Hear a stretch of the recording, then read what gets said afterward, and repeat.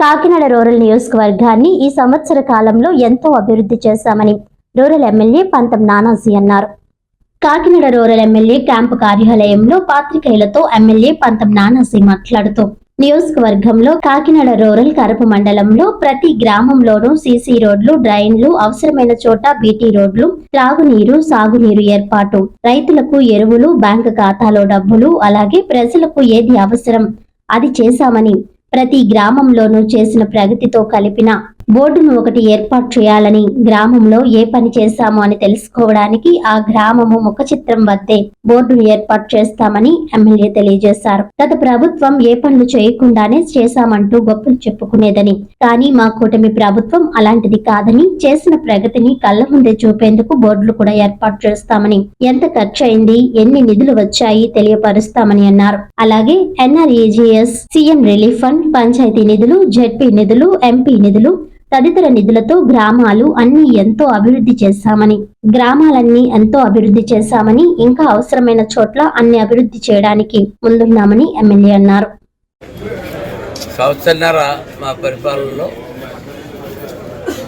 మా యొక్క ప్రగతి, మా యొక్క అభివృద్ధి, మా నాయకులు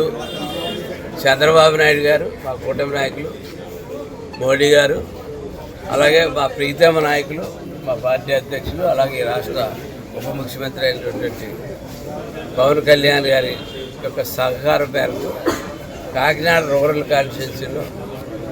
కోట్లాది రూపాయల అభివృద్ధి, ప్రతి ఒక్క పథకం